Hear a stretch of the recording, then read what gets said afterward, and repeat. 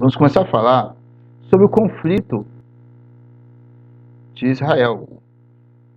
Como começou a formação do Estado de Israel? Como iniciou a formação do Estado de Israel? Alguém sabe que estrela é essa? Está aparecendo aí? Que estrela é essa? Alguém sabe? Exatamente, é a estrela de Davi. A famosa estrela de Davi é o símbolo do judaísmo. Enquanto o símbolo do cristianismo, principalmente do catolicismo, é a cruz, do judaísmo é a estrela de Davi. Alguém sabe qual é o símbolo do islamismo? Do islamismo, qual é o símbolo?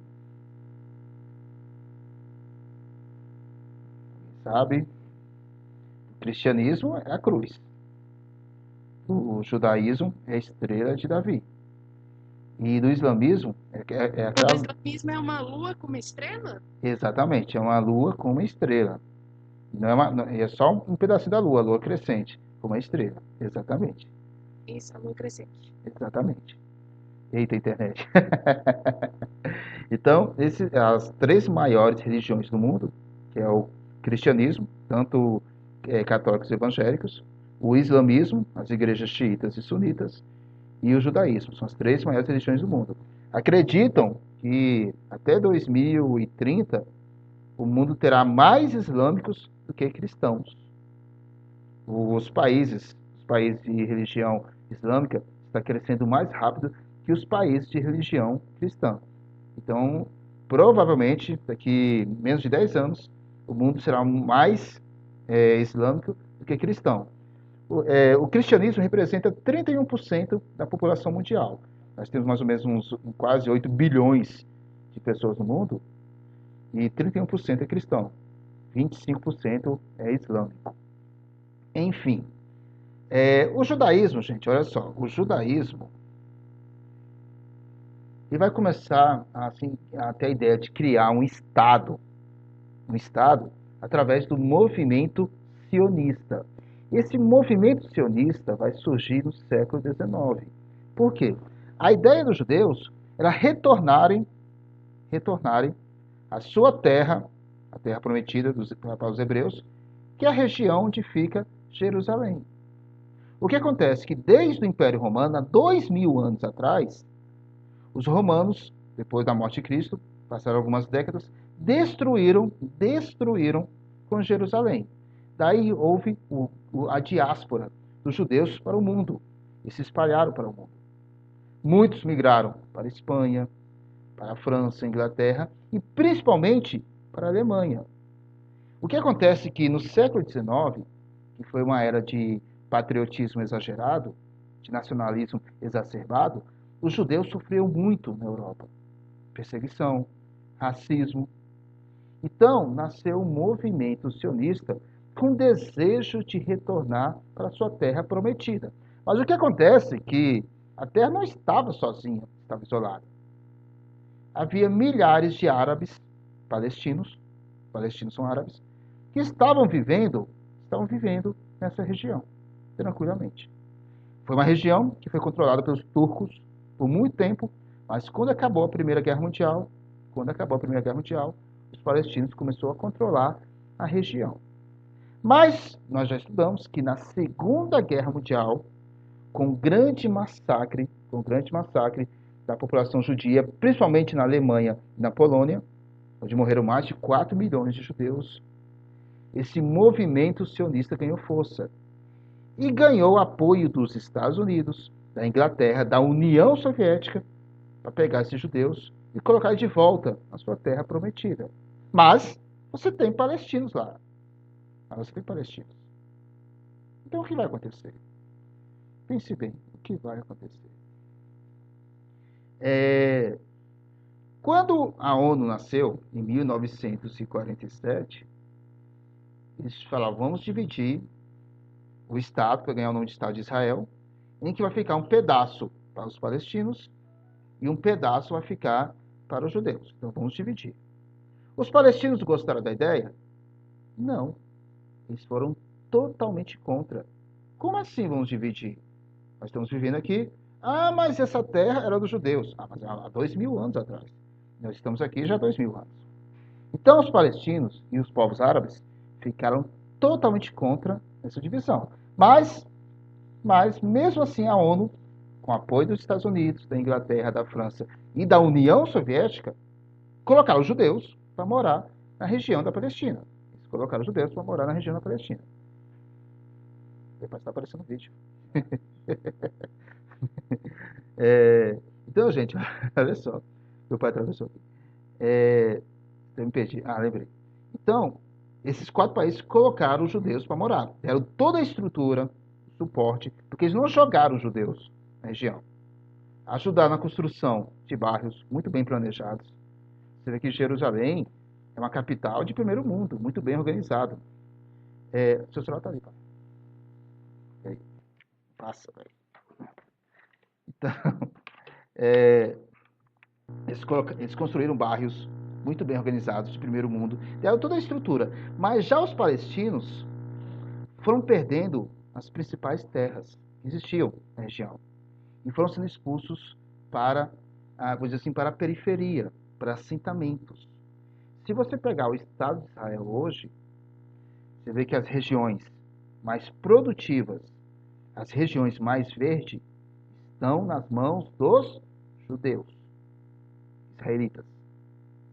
Se você pegar as regiões mais desérticas, com pouca água, menos produtiva, e os lugares que não foram construídos de forma planejada, estão nas mãos dos palestinos.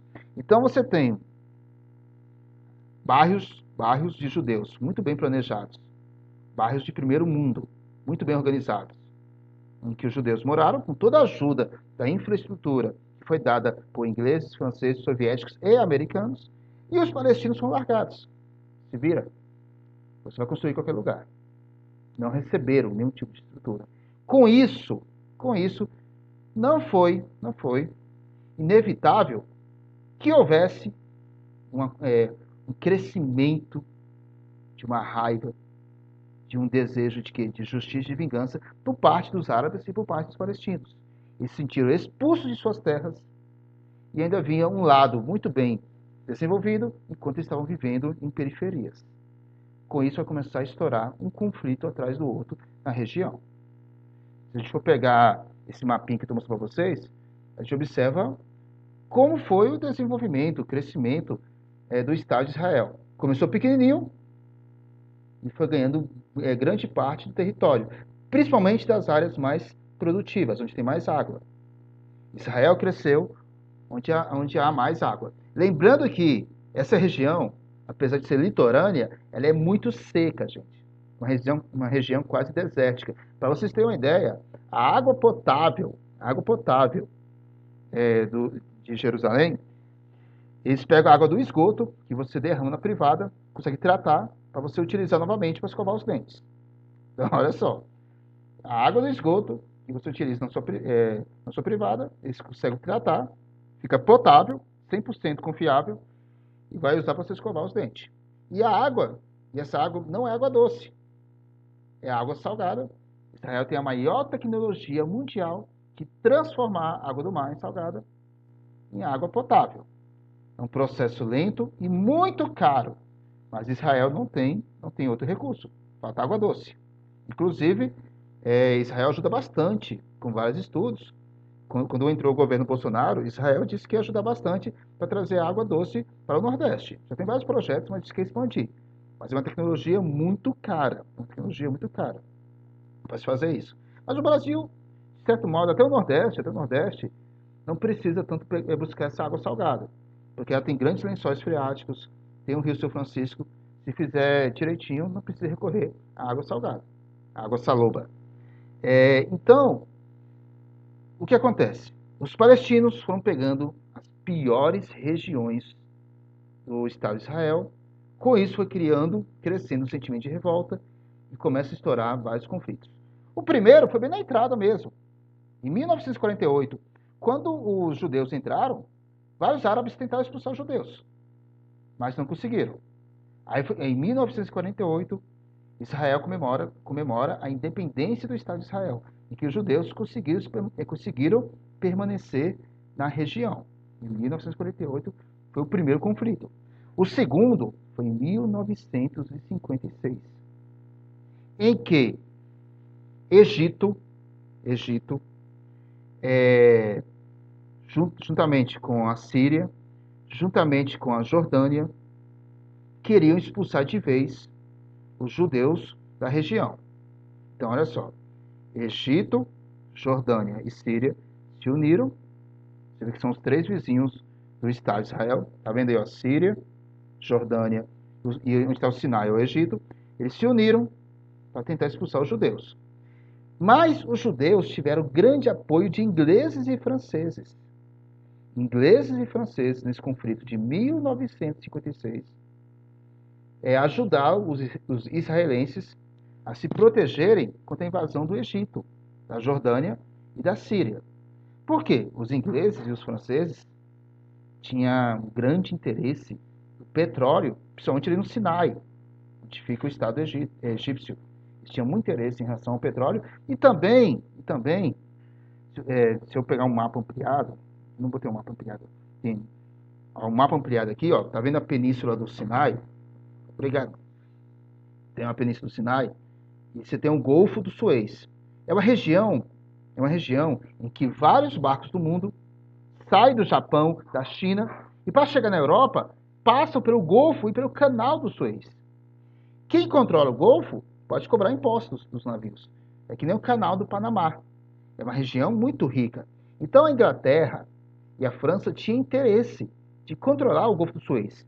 Ajudaram os judeus a se defender e depois fez uma ofensiva, expulsando os egípcios da Península do Sinai para poder controlar esse Golfo.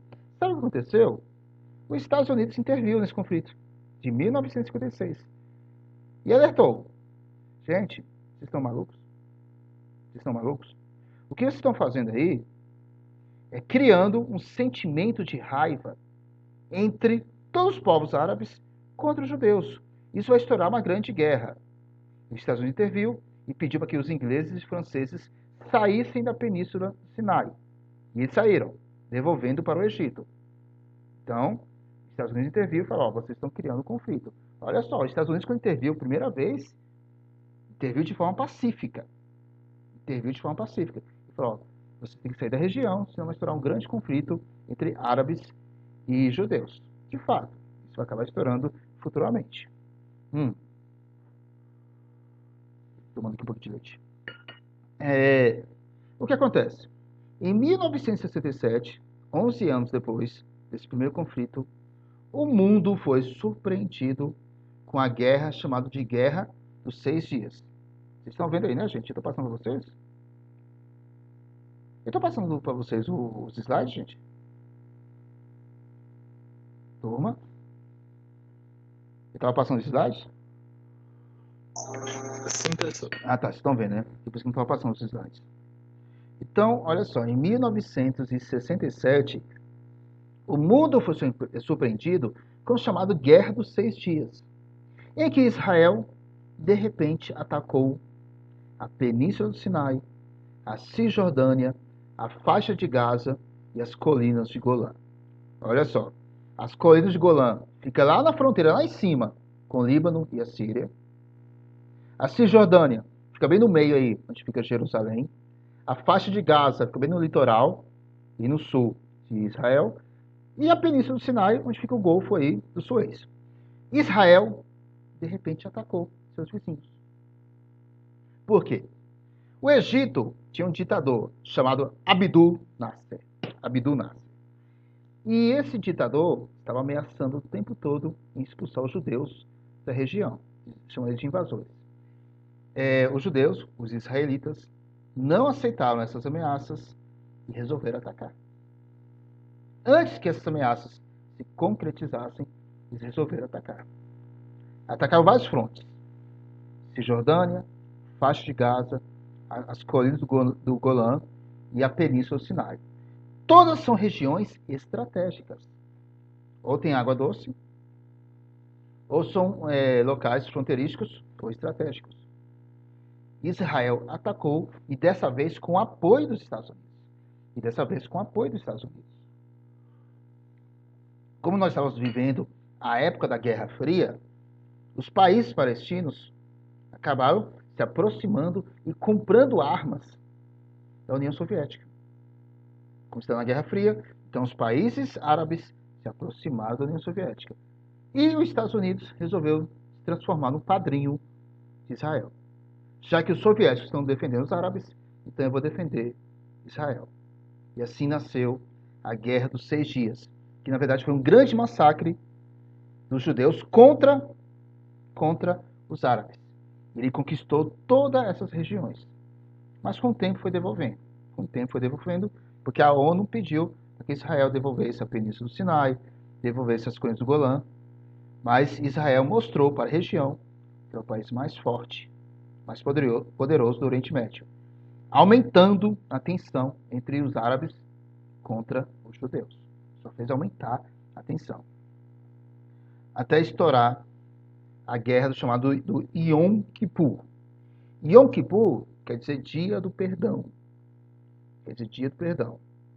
É uma data religiosa do calendário judaico, que é comemorado em setembro, no 10º mês, no calendário judaico, tá, gente? Em que fala que todo judeu tem que ser um mês de orações pedindo perdão pelos seus pecados que ele cometeu durante todo o ano. Então, é uma data em que os judeus ficam de forma muito concentrado, muito focado nessa data religiosa. Os árabes aproveitaram para atacar os judeus. Já que estão no seu mês religioso, vamos atacar. Os judeus começaram a perder, que foi uma guerra surpresa, os israelitas começaram a perder algumas regiões, mas aí os Estados Unidos entrou de novo na guerra e ajudou e expulsou os árabes. Isso só fez aumentar a tensão. Daí nasceu o chamado OLP, Organização pela Libertação da Palestina, que a gente vai ver na próxima aula, liberado por Yasser Arafat. Como não tinha jeito de lutar diretamente contra os judeus, porque os judeus recebiam armas do exército americano, eles vão recorrer a práticas terroristas. Deixa eu mostrar aqui um vídeo para vocês. Deixa eu tomar meu leite aqui, ó. Deixa eu botar aqui um vídeo para vocês assistirem. Agora tem som, tá, gente? Ainda bem que eu consegui arrumar o negócio do som. Aqui. Compartilhar. Vem cá. Deixa eu aumentar aqui.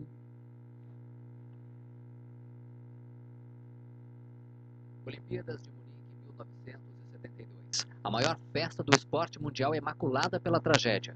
8 membros da organização terrorista palestina Setembro Negro entraram no apartamento ocupado pela delegação israelense na Vila Olímpica e mataram 2 atletas e sequestraram outros 9. A operação de resgate fracassou e terminou com a morte dos 9 reféns, de um policial alemão e de 5 membros do comando, além da prisão de 3 palestinos. Nesta quarta-feira, a Alemanha vai lembrar o massacre. Uma cerimônia em homenagem às vítimas será realizada no local onde o sequestro terminou tragicamente. Cerca de 500 representantes do mundo político e esportivo vão estar presentes, além do prefeito da cidade olímpica dos Jogos de 1972 e atletas medalhistas deste ano. A corredora israelense Esther Shashamorov, sobrevivente do massacre, fala sobre a tragédia. Antes de os terroristas entrarem no prédio da nossa delegação, havia um ambiente de euforia. Era a primeira vez que Israel participava dos Jogos Olímpicos. Não estávamos lá apenas para mostrar nossa bandeira, mas também para dizer: nós existimos e viemos competir. Nunca esperei voltar para casa no meio das Olimpíadas. Voltei no avião que transportava os corpos do meu treinador e dos meus colegas de equipe. Eles estavam em caixões. Não conseguia entender aquilo e me perguntava o porquê daquilo tudo. Os 40 anos do massacre vão ser lembrados ainda sob polêmica, já que desde a tragédia a Alemanha é criticada pela atuação durante o resgate. Há poucos dias, Israel liberou dezenas de documentos que criticavam severamente a operação alemã. Um dos documentos, que cita um dos chefes dos serviços secretos israelenses, chegava a acusar a República Federal Alemã de não ter feito o mínimo esforço para salvar vidas. Em julho passado, o jornal alemão Spiegel deu mais força à polêmica ao acusar o Estado alemão de ter maquiado o fracasso da operação. Já ouviram falar desse ataque terrorista que aconteceu nas Olimpíadas de Munique, na Alemanha, em 1972, e de repente terroristas palestinos invadiram o hotel onde estavam os atletas israelitas e mataram vários atletas. Isso chocou o mundo, bem na época das Olimpíadas. Então, muitos árabes, eu acho que é uma minoria, não são todos árabes que pensam dessa forma, resolveram buscar ataques terroristas, que a gente vai ver na próxima aula, para poder lutar contra Israel, já que um confronto direto não era viável. Tranquilo, gente? Alguma dúvida em relação a essa primeira aula? Tudo certinho?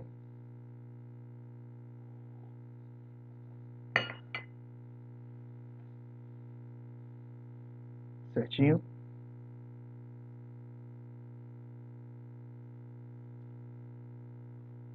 Ok.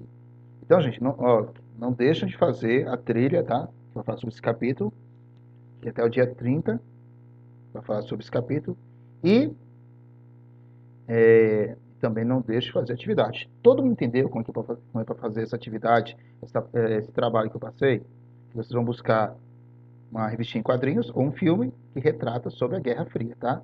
E vão enviar para mim lá no Google Site de Aula. Ou a imagem do quadrinho, ou o link do vídeo. E vocês descrevendo para mim em que período da Guerra Fria está retratando.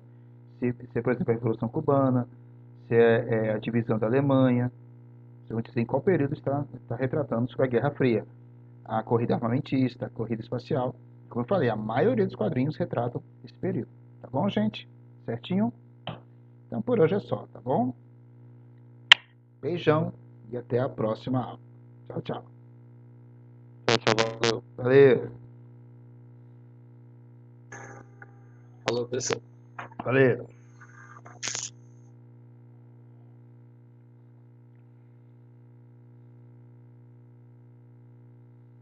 Tchau. Tchau.